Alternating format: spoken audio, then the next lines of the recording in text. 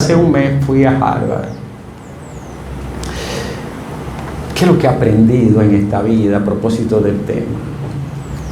¿Saben qué es lo que he aprendido? Que ser generoso y bondadoso es lo mejor que le puede pasar a uno. Que todo lo otro sobra, se pierde, se degrada, se pudre, se daña. Y lo peor, no te lo pueden echar en la caja. Y miren que yo tengo mucho.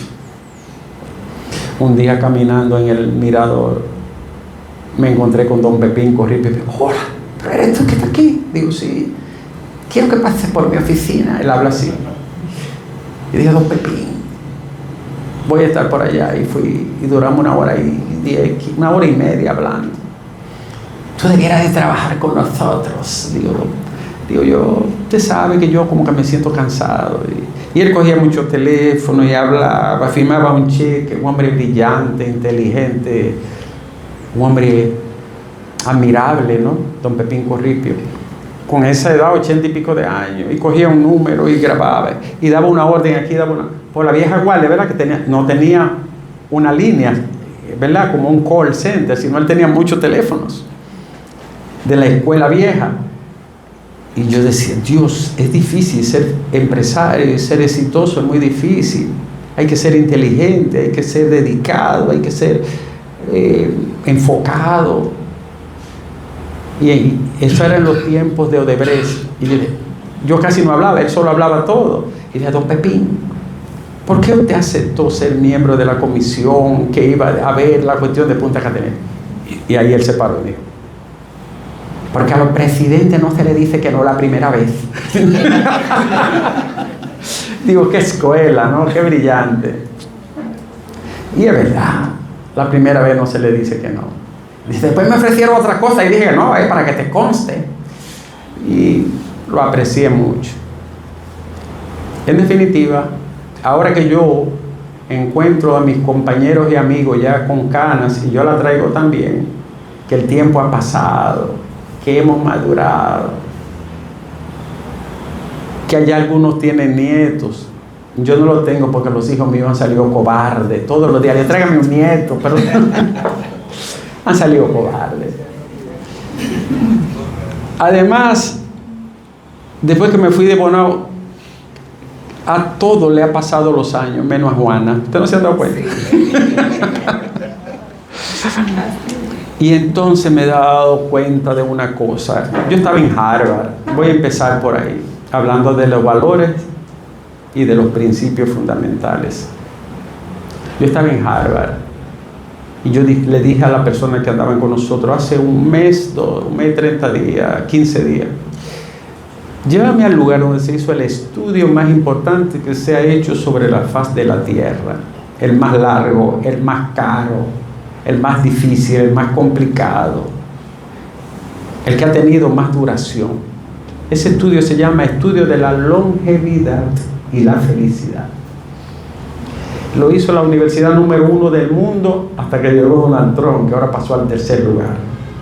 Y está en primer lugar Stanford, luego sigue la MIT y en tercer lugar está Harvard. Pero Harvard tenía 25 años siendo la número 1 del mundo. Entré al campus, fui al lugar, me llevaron al espacio donde empezó el estudio en el año 1938. ¿En qué consiste el estudio de Harvard? Consistió en lo siguiente, fíjense qué sencillez. Estudiar a toda la gente que entraba a la universidad, que para entrar a Harvard hay que tener 4. O sea, hay que estar en A en todo. Y el hecho de estar en A en todo no te garantiza entrar. Tiene que pasar todas las pruebas psicométricas, las entrevistas y todo el proceso de filtro que tiene Harvard, que no tiene más de 5.000, 4.500 estudiantes. Es más pequeño que la Pucamaima en términos de matrícula. Y recibe en ese momento recibía, vamos a decir, 3 años atrás, 39.000 millones de dólares. Parecido a la UAS, ¿verdad? 39.000 millones de dólares en donaciones. Por ahí han pasado presidentes, genios, senadores, empresarios, inventores, grandes gerentes, fundadores de marca. Por ahí pasó Obama, por ahí ha pasado todo el mundo. El estudio de Harvard consistió en lo siguiente. Empezó en el año 1938 y lo abrieron, lo terminaron en el año 2020 y tanto. Había durado 85 años. Se gastó un dineral. El estudio estaba diseñado para estudiar lo siguiente. Los más ricos que entraban a Harvard, hijos de los más poderosos, de presidentes, de senadores, de empresarios, de emprendedores, de inventores, y los más pobres, los que venían de los suburbios de Massachusetts y de otras partes del mundo. Es decir, gente brillante que era pobre y gente brillante que era acaudalada, adinerada. Yo siempre hago mención de este estudio y le digo a la gente que lo busque, porque el último director se llama Robert Wandinger, o en alemán sería Wandinger. ¿Qué estudiaba de esa gente? ¿Cómo entró? ¿Cómo llegó? ¿A qué edad entró? ¿Se casó? ¿Tuvo familia? Si tuvo familia, ¿cuántos hijos tuvo? ¿Se divorció? ¿Tuvo otra familia? ¿Se graduó? ¿No se graduó? ¿Hasta dónde llegó? ¿En qué terminó? ¿Salió de la universidad? ¿Cómo se relacionaba con su familia? ¿Cómo se llevaba con los estudiantes? Oigan, qué estudio tan complejo. Lo mismo a los ricos que a los pobres, sin que ellos lo supieran. La descendencia de esa persona que entró, ¿qué pasó con sus nietos, con sus hijos? Oigan, qué estudio tan hermoso. Y así fue explorando la vida de cada ser humano. La del concejal, la del senador, la del representante, la del empresario, la del que llegó a presidente, más de 85 premios Nobel y 145 premios Nobel que por lo menos han pasado o han estudiado algo allá. ¡Wow! Ahí apareció de todo. Gente con un coeficiente de inteligencia más alto que Albert Einstein, que terminaba en una cuneta, perdido en el vicio, en la droga. Gente brillantísima, pobre, que se frustraba. Yo no doy más, abandono esto. Pero tú tienes 4, tú tienes 100 en todo. No quiero, me paro aquí, dejo esto aquí. Y abandonaba. Gente no tan brillante, no tan excelente, que fue un triunfador. Fundó una marca, fundó una empresa, tuvo una familia hermosa. Gente que se divorció y se casó de nuevo, pero tuvo buenas relaciones con la familia que dejó, con sus hijos. Gentes que tenían un índice de 4.0 y 3.95 y terminaba manejando un camión. ¿Pero qué le pasó? Si era brillante. No pudo con la vida. Gente del lado de los pobres que no aguantó la presión. Esto es para rico, esto es para poderoso, esto es para... Y explotaba y terminaba o en el vicio, o en el crimen, o en la nada. Ahí apareció todo lo que ustedes puedan imaginarse que aparece en el drama humano, en la vida humana. Pero hubo una conclusión. Gente que triunfó, gente que le fue bien, rico y pobre. Gente que tuvo familia y nunca se separó de su familia. Gente que tuvo familia y se divorció 3 veces y le fue bien como quiera. Y tuvo buena familia como quiera. ¿Están entendiendo?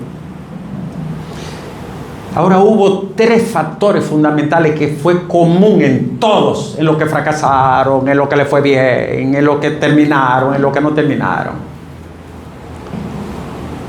¿Quiénes fueron los que más duraron? ¿Quiénes fueron los que menos se enfermaron? ¿Y quiénes fueron a los que mejor les fue en la vida?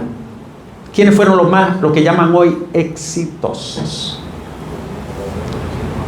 ¿Quién ustedes creen que fueron? Los más sabios, los más pobres, los que tenían mejor índice. Número 1, los que nunca se separaron de su gente, ni de su familia. Número 2, los que mantuvieron vínculos siempre con su comunidad, sus vecinos, sus familiares, sus amigos, su compañero de escuela. Número 3, los que hacían ejercicio y no tenían conflicto, ni se apartaban de su grupo comunitario. Pero usted me va a decir a mí que duraron 85 años para determinar que la gente más exitosa y que menos se enfermó y que más duró fueron los que tenían apoyo en otros seres humanos. Sí, los que compartían, los que visitaban, los que amaban, los que escribían, los que compartían libros, los que leían, los que iban juntos, los que hacían un día de campo, los que eran ciudadanos simples y comunes que nunca abandonaron los hábitos de amar a su prójimo y de compartir con su gente cercana. Esos fueron los que más duraron, los que menos se enfermaron y los que tuvieron menos conflictos, traumas y problemas en su vida. Es decir, los cerebros generosos fueron los más exitosos. ¡Wow! Pero eso es bíblico, eso es filosófico, eso es ético, eso es político. La gente más buena fue la que más triunfó. Hubo genios que no supieron qué hacer con su vida, en el lado de los ricos y en el lado de los pobres.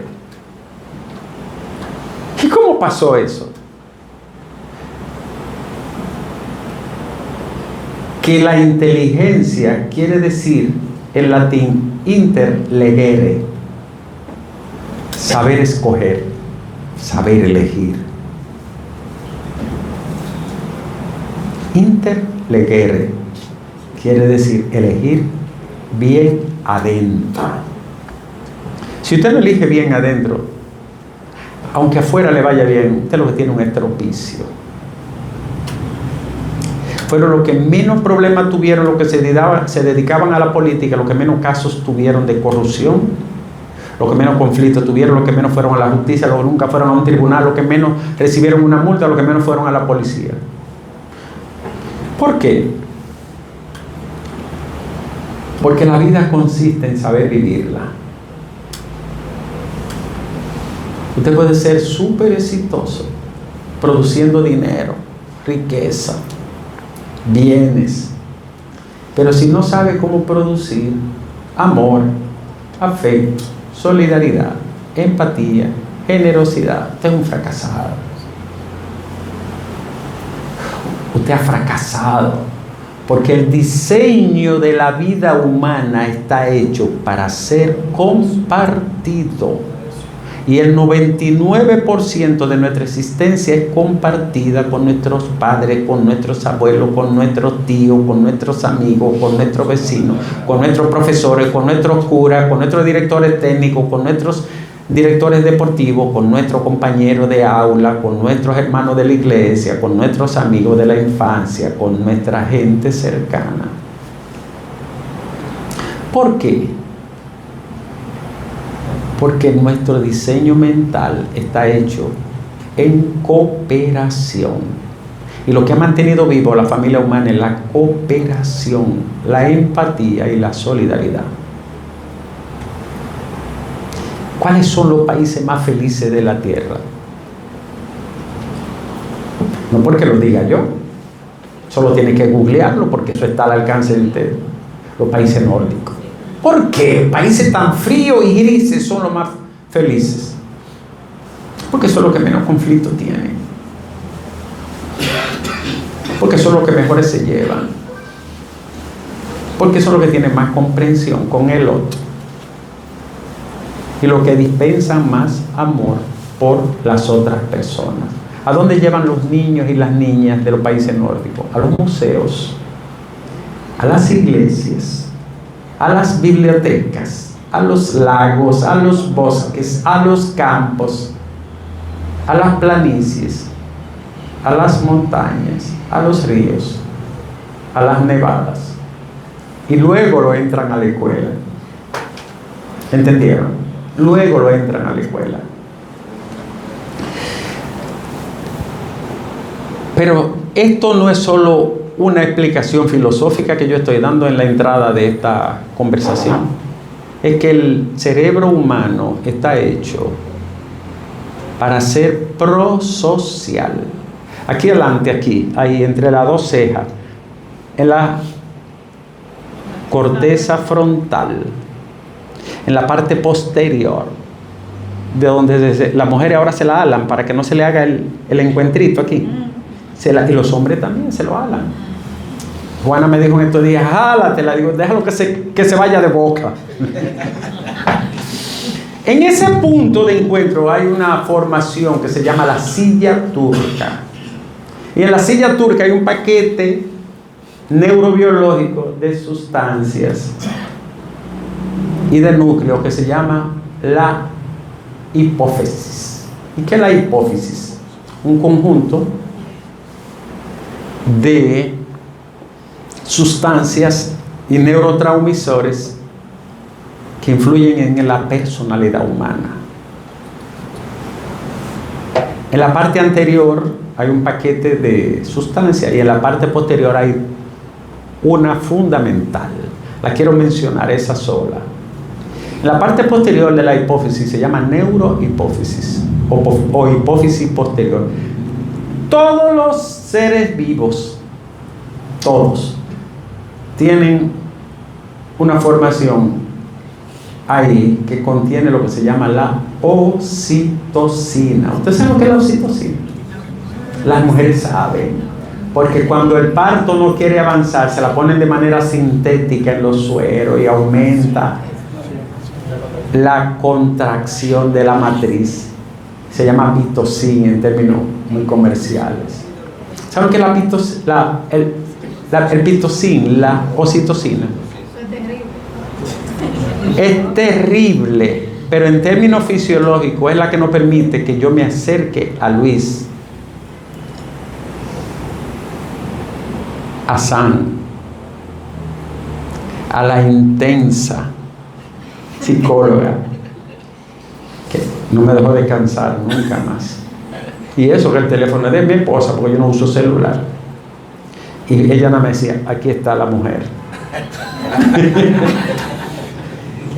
Lo que permite que ella y yo tengamos cercanía, proximidad, es la oxitocina. Le llaman la hormona del amor, de la solidaridad y de la empatía. Los alemanes le llaman Einfühlung. En alemán quiere decir ponerme donde tú estás. Ponerme donde tú estás no significa que sea tú, es que te comprenda, que te entienda tu dolor, tu alegría, tu lágrima, tu risa. Todos las tienen. Por eso los seres humanos tenemos un cerebro moral. Y hay un libro que se llama El cerebro moral. Y la autora se llama Elizabeth Schwarzland. Y lo que ella determinó en su estudio es que los primates, los monos, las vacas, los becerros, los chivos, los gatos, los ratones, los gatos incluyendo lo de la... los gatos de los partidos, ¿no? Tienen oxitocina en la misma dimensión, en la parte posterior de la hipófisis. Donde mejor se prueba esta disposición y estudio es en las hormigas. ¿Qué animalitos tan insignificantes? Son increíbles. Se reparten el trabajo. Hay un grupo que nace solo para defender al grupo que deberá sobrevivir. ¿Y saben cuál es la función de ellos? Morir enfrentando a los depredadores, que se lo coman a ellos primero para que el grupo pueda seguir viviendo. Todo eso lo hace la oxitocina. En definitiva, no solo estoy hablando de una noción filosófica, moral, sino también neurobiológica. ¿Por qué? Porque en la parte anterior del cerebro, aquí, y sigo en la parte neurobiológica, está la corteza prefrontal o neocórtex o anteroventral lateral. ¿Y qué hay ahí? ¿Qué queda aquí delante? Esta es la última parte del cerebro en evolucionar. Cuando Dios agarró el barro O si hay alguno que tenga otra creencia, cuando el monito se tiró del palo y dijo, voy a caminar, aquí adelante está la función ejecutiva, la que decide, clasifica, determina, enjuicia y toma decisiones aquí en la corteza prefrontal. Así como en el área izquierda puedo hablar, puedo manifestar, y lo que estoy diciendo está en esa zona, y aquí está la matemática, aquí está la corteza prefrontal, que es la condición moral del ser humano y la capacidad de juicio. De modo que lo que llamamos en filosofía juicio crítico es en el cerebro anterior, que es el último en evolucionar. Oigan, yo me imagino el trabajo que le dio al Señor hacer eso ahí adelante.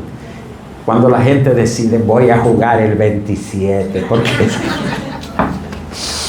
o me voy a casar con ella aunque me lleve el hombre aquel. La decisión humana. Lo que pasa es que la decisión humana no está solo fijada en lo biológico, está condicionada en el contexto social, cultural, con quién me reuní, con quién crecí, quién fue mi maestro, qué programas vi. Yo veía La Casa de Alofoque. O yo leía, qué sé yo, a Jürgen Moltmann, un teólogo alemán, o a Rafner, o a Pablo, o a San Agustín, o a Spinoza. Porque no somos producto de una sola cosa. Los seres humanos somos el producto de una serie de factores biológicos, psicológicos, sociales, culturales, antropológicos y espirituales. Somos una mezcla de todo y no puede quitarle una partecita. De que, no, quítamele esta parte mala. Quítale lo de ladrón al senador. No, no se puede.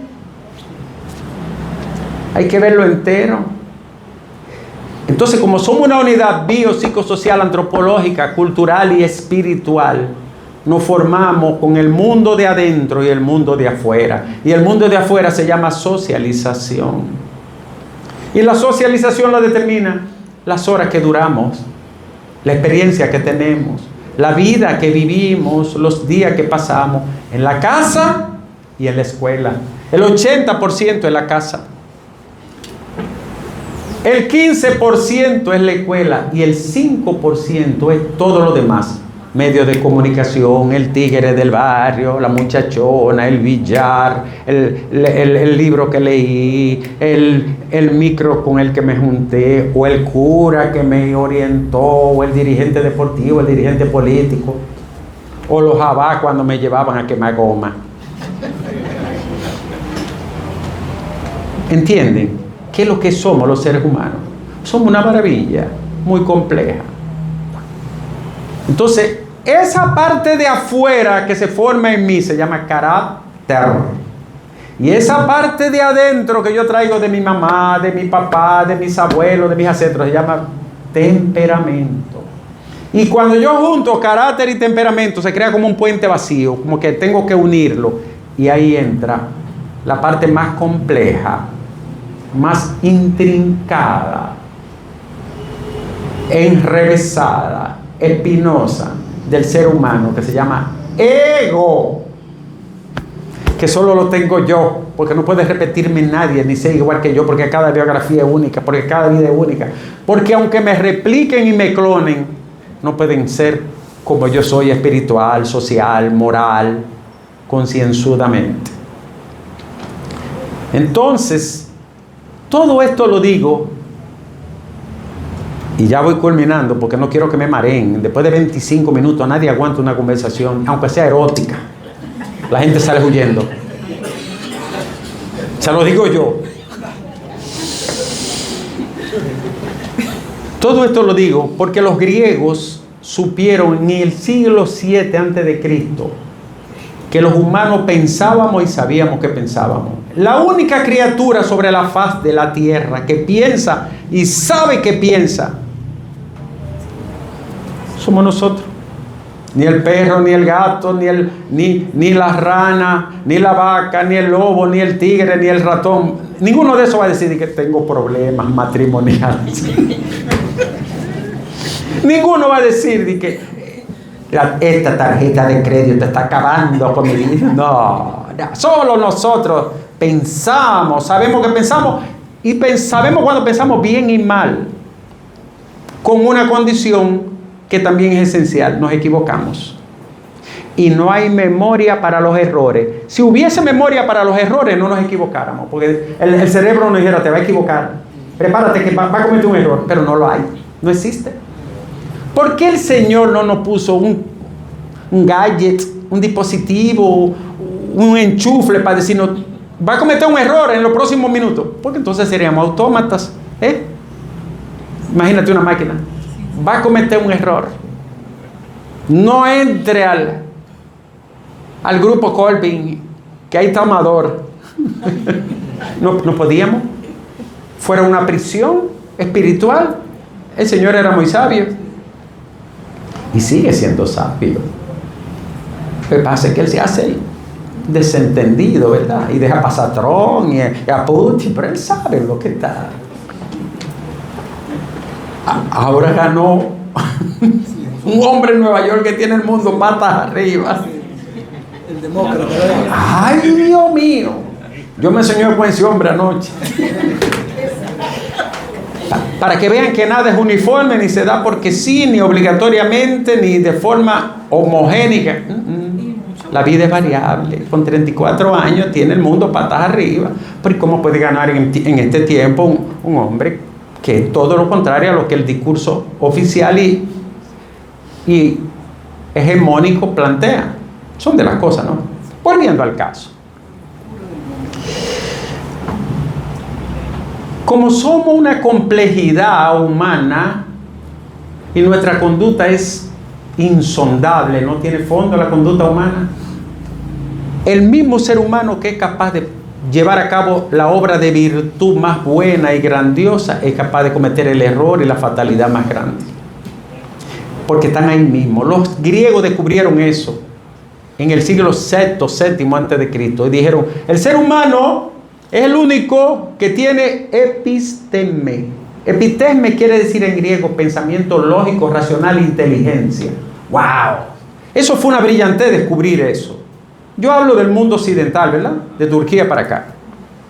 Descubrieron, oye, tiene episteme. ¿Qué pasaría pues, si organizamos ese episteme, esa razón, esa inteligencia y la disciplinamos? Que sale más inteligente, más culto, mejor preparado y sale mejor ser humano. Y los griegos lo hicieron así.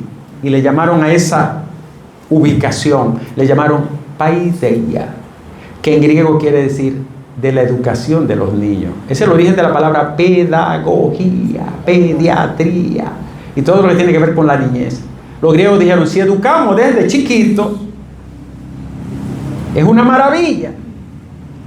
Y le llamaron paideia a la educación. Pero la paideia estaba reservada solo para los nobles, para los hijos de los gobernantes, para los pudientes, no para los esclavos, ni para los artesanos, ni los pobres.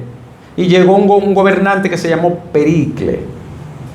En el pasado decía Pericles Medina Sánchez, ahora se llama Pericles Abinader Corona.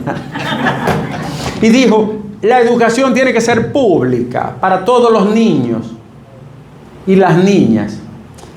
Claro, las niñas todavía no podían porque las mujeres no tenían derecho a educarse.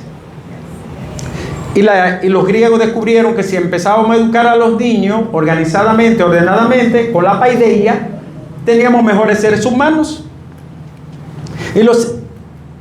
Y siguió avanzando el mundo y el tiempo. Y dijeron, pero nos damos cuenta que hay gente que aunque sea sabio y aprenda mucho y conozca de historia, de oratoria, de filosofía, de matemáticas, es mala persona.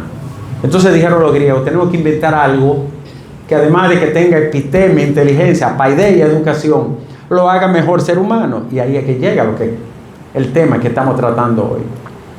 Y a eso le llamaron arete.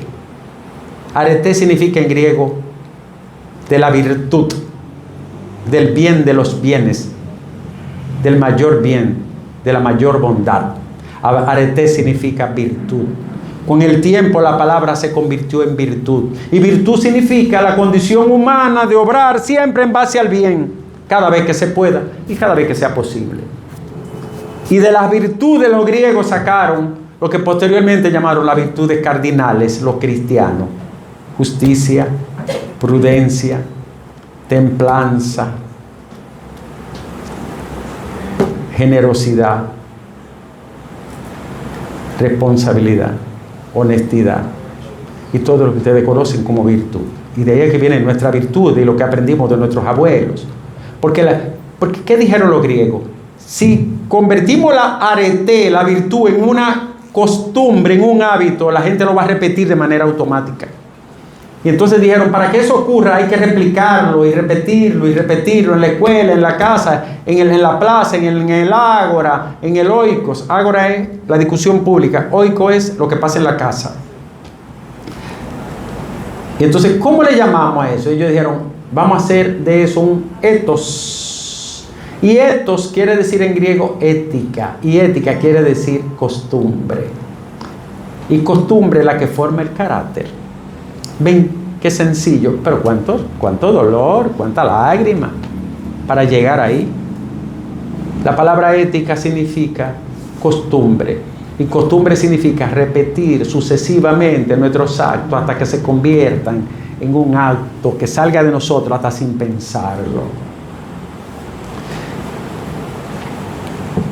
Entonces los griegos en el mundo occidental fundaron la ética. Y un señor llamado Aristóteles le escribió un libro de ética a su hijo, que era adolescente de 18 años, 17 años. Lo veía que estaba haciendo cosas indebidas, que chocaban con las normas sociales. Y él dijo, yo voy a escribir un libro de ética para mi hijo. Se llama Ética a Nicómaco o Ética a Nicomaquia. Y si ustedes lo leen hoy, es lo que usted le diría a su hijo hoy. Ten cuidado con quien te junta. Sé prudente en tus actuaciones. No quiere exagerar la cosa. No busque la fama por la nada. Trata de ser siempre honrado. Compórtate siempre de la manera que tú quieres que te traten. Lo mismo que nosotros queremos para nuestros hijos. Entonces, mi querido Nieves, ¿qué vínculo tiene esto con los principios constitucionales? Que la Constitución es el acta de nacimiento de la nación, que el próximo día 6 cumplirá 100 y tantos años, y que ahí es que descansa el fundamento de lo que es la nacionalidad y la dominicanidad. ¿Y qué es la Constitución, Ricardo? Una carta, a especie de convenio donde los ciudadanos y el Estado se ponen de acuerdo en que nosotros le cedemos algunos derechos al Estado para que él algunos derechos para cumplir con algunos deberes, y él nos satisface algunas prerrogativas. ¿Y en qué está sustentada la Constitución? En 3 cuestiones fundamentales. Número 1, los principios fundamentales. Número 2, la parte dogmática que tiene los derechos y los deberes. Y número 3, la forma de cómo ella dice que debe de reformarse. Eso es lo que es una Constitución. Una carta política que establece hasta dónde debe llegar el poder y hasta dónde debe comportarse el ciudadano. En libertad y en respeto. Porque una Constitución lo que establece el conjunto de derechos que yo tengo como ciudadano para ejercerlo, disfrutar de ellos, caminar libremente, asociarme, pertenecer a un partido, defender el medio ambiente, luchar por la justicia social, excelente. Luchar por la educación, por la salud, por el medio ambiente, excelente. Siempre y cuando todo ese derecho que yo tengo no dañe el derecho de los demás, porque entonces se convierte en un deber.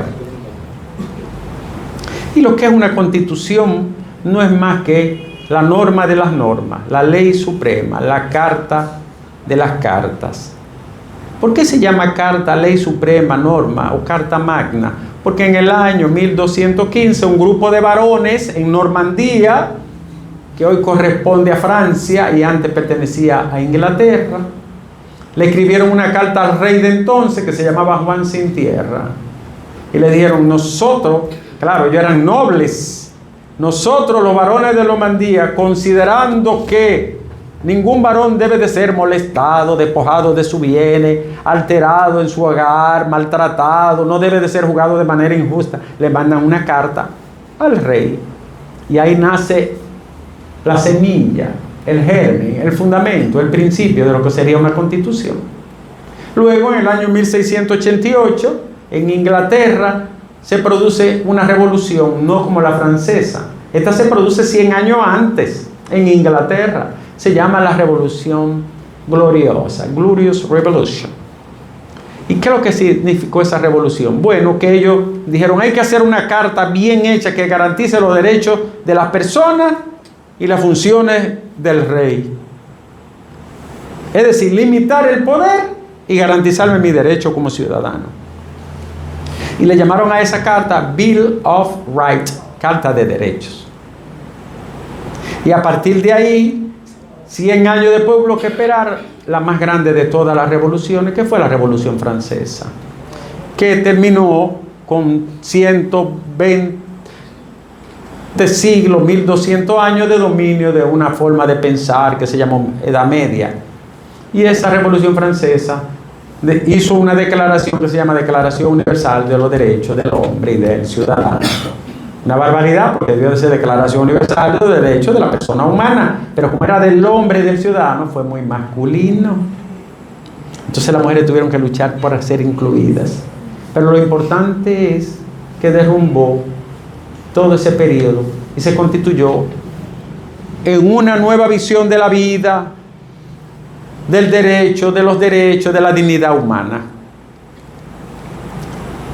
Y la ética está vinculada a los principios de la Constitución porque defiende la dignidad humana, el respeto a la ley y el respeto a los derechos fundamentales, que son los que dan fundamento a la existencia de nuestra vida en libertad y en garantía de convivencia social. Cuando me invitan para hablar de esto, lo que quiero decirle, fíjense que empecé hablándole de ética desde la vida y termino hablándole de la Constitución. Estamos viviendo, yo estoy desarrollando una serie de conferencias aquí y fuera del país. Ya fui a Nueva York, voy a Costa Rica, voy a Panamá, voy a algunos lugares. Se llama Ética en tiempos turbulentos. ¿Por qué yo le llamo así? Es un libro que lo tengo para publicarlo Dios mediante un día de esto. Y frecuentemente escribo todos los jueves en el listín tema vinculado a esto. ¿Por qué ética en tiempos turbulentos, señores? El artículo de mañana lo que dice es que nosotros, Luis, Rosado, Eugenio, Raúl, que somos ya de lo más durito aquí, ¿no? Crecimos en una sociedad que tenía una familia jerárquica, vertical, padre, hijos, un respeto. ¿A dónde va? ¿A qué hora llega? ¿Dónde usted estaba? ¿Quién le dio ese huevo? ¿Recuerdan eso? Había que pasar por un interrogatorio. A mí me dieron un huevo una vez y un pollo. Y el interrogatorio a que mi madre me sometió, ni el DICRIN. ¿Por qué la sociedad era así? Porque era disciplinaria, porque era vertical. Y por lo tanto tenía autoritarismo, porque era muy autoritaria. Pero tenía una garantía, tenía una virtud. Tenía disciplina. Desde el año 89 para acá, con el rompimiento del ordenamiento del mundo y de la vida social y política, la familia y la sociedad no es así. Y ya estoy terminando. Nosotros tenemos ahora una familia de control. ¿Quién la controla? Uno mismo. ¿Cómo? Por sí y por los instrumentos que existen. Antes, no es que fuera mejor el tiempo. Yo no creo que el pasado fuera mejor. Pero existía una serie de valores, de principios, que nos ataban, nos enlazaban. Todo el mundo se conocía en el barrio, ¿verdad que sí? En la comunidad, sí. Incluso en la ciudad la mayoría se conocía. Señores, yo vivo en un edificio, yo vivía hace 2 meses en un edificio de 15 apartamentos en Gascue, Don Bosco, en la capital. 15 apartamentos. Habían 2 vacíos, por lo tanto somos 13 familias. Y un día nos encontramos todos en el parqueo, la única vez que sucedió eso, porque a mí me robaron mi aire acondicionado. Nunca nos habíamos visto. ¿Y usted vive aquí? Yo siempre lo veo a usted en la mañana. Pero no me diga que usted vive aquí. Yo vivo una puerta más para abajo de usted. O sea, nosotros hemos perdido hasta la concesión del vecino. No existe el vecino ni la vecina. Este modelo de sociedad ha creado un individualismo bárbaro. Un individualismo que traspasa la frontera de la individualidad, que es buena, que es maravillosa, porque yo quiero ser solo como yo soy, único, irrepetible, eso es hermoso. Pero individualismo es cuando eso se convierte en una ideología de satisfacción, personalizada, individualizada, egoísta. Entonces nosotros estamos viviendo un tiempo de una complejidad enorme, señores. La gente joven que tiene hijo o hija sabe lo que yo estoy diciendo. Mami, el niño le compraron un iPhone 13 y el mío es 11. Yo no quiero ese disparate. La primera vez que el hijo mío me salió con eso fue de este lado que le di. Yo quiero un iPhone 15. Pero además usted tiene la inteligencia artificial, que en estos días me mandan una canción, un tigre. El doctor Nieves se lanza a la presidencia de la República. Un amigo mío me manda: señoras y señores, en nombre de los principios que rigen la decencia y la honestidad de la patria, he decidido que a partir de la fecha asumiré el compromiso irrenunciable y sagrado de representar los más grandes intereses. Digo yo, pero fulano, ¿y quién diablo hizo eso? Porque yo no he dicho eso nunca.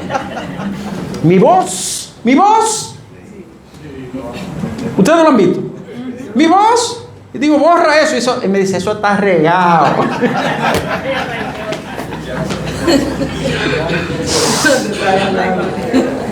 Y yo vivo metido en inteligencia artificial. Estoy suscrito a muchas páginas, pero lo mío es filosofía, literatura, científico, temas complejos, complejidad. Yo le aseguro que yo no digo que sea malo ni bueno, pero personalmente yo no pierdo 10 segundos viendo ni la casa de Luis ni la de nadie. Pero yo me pongo a puyara y estoy ahí y me metí en la China, DeepSeek, que es tremenda, ¿no? Durísima. Le digo yo, dame un poema para un niño de 12 años del siglo de oro de San Juan de la Cruz. Me lo tira. Digo, explícame en media página la teoría de la relatividad general de Albert Einstein para un niño de 13 años que tiene discapacidad y cierto retraso mental. Y viene, guay, me lo tira. Digo, mierda. Pero ya como que está cogiendo pique el aparato. ¿Cuál es el mejor poema de Borges? Borges tiene varios. No fue eso lo que yo te pregunté. ¿Sabes lo que me dijo? Da una vuelta por la zona colonial, que tú estás agotado. Nosotros estamos en una época compleja, complejísima, que tiene virtudes inmensas, porque nunca la humanidad había tenido el conocimiento al alcance de un clic, pero también la basura y la podredumbre al alcance de un clic, ahí mismo, contiguo, parejo, vecino. Entonces eso significa mucha ansiedad, tensión, incluso angustia. Yo acabo de leer un libro de Byung-Chul Han, que es uno de mis favoritos, se lo recomiendo, se llama El espíritu de la esperanza. El último se llama, el penúltimo se llama Über Gott, sobre Dios. Sobre Dios, porque él es un tipo que viene de Corea, se hizo filósofo en Alemania y es ahora mismo el más famoso. Acaban de darle princesa de Asturias en España, un tipo formidable. Yo estoy leyendo el libro El Espíritu de la Esperanza y lo terminé hace unos días. Y él narra lo difícil que es el mundo, la vida, para un académico que está hablando con los estudiantes. Que habla con jóvenes, que habla con gente que le dice que pensar es el acto más hermoso, más asombroso, más digno del ser humano. Y él dice, no, es que yo llegué a la conclusión que pensar no es lo que ellos creen. La gente piensa más en sentir, en emocionarse. Es decir, para la gente es más importante sentir y emocionarse, porque es una manera de evadir las heridas del sufrimiento, las heridas de la vida, hacerme loco, distraerme.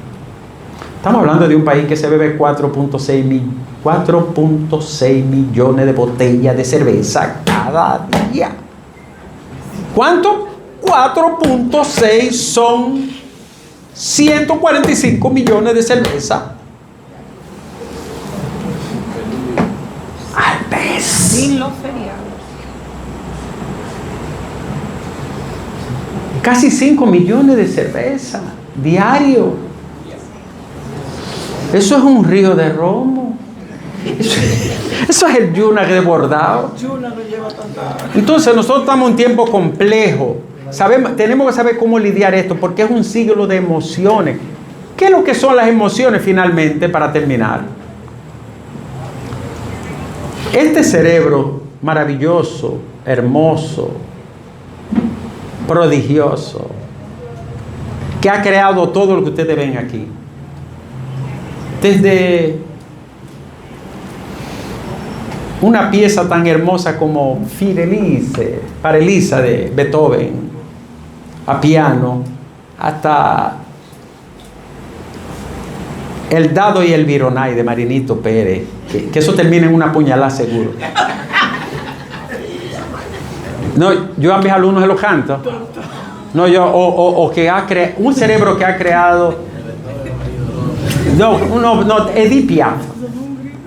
No, ya no rían, no, ya no regarrían, ni le bien come fe, ni le mal, tu sasama bien y gano.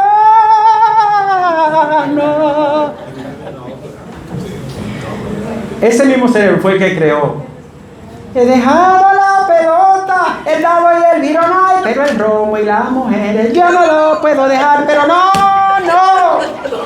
lo puedo dejar, pero que no lo puedo dejar, el licor y la cerveza yo no lo puedo dejar. Señores, es el mismo cerebro. ¿De qué depende? De lo que hayamos hecho con él. Un ser humano es lo que hicieron con él. No hay nadie malo, ni bueno, ni virtuoso, ni inteligente, ni super sabio. Es lo que hagan con la gente. Por eso yo no perdono a los presidentes, porque debieron de educar este país. Y lo que tenemos es 5,5 grados, 6 grados de primaria. Y Balaguer, que era un monstruo, que los últimos libros lo dijo de memoria todo, con los pies de página. Dejó el país en 2,5 grados de primaria. Y después vino otro. Y lo quebrado también. Y después vino otro que me dijo, para mí es un placer conocerte, pero no me ataque tanto. Y después vino otro. Y me dijo, Ricardo, tú también te hubiese equivocado con él. El caso es que un ser humano es lo que hicieron con él. Una persona es lo que han hecho con él. Yo estoy aquí parado por lo que hicieron conmigo y usted está ahí por eso. Yo lo que quería era trabajar en una barra, con una billonera y un cuchillito aquí, enganchado ahí. Cuidado,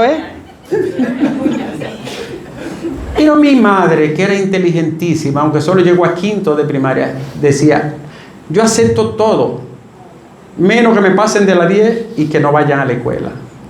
No lo aceptó, sola. No lo acepto, no lo acepto.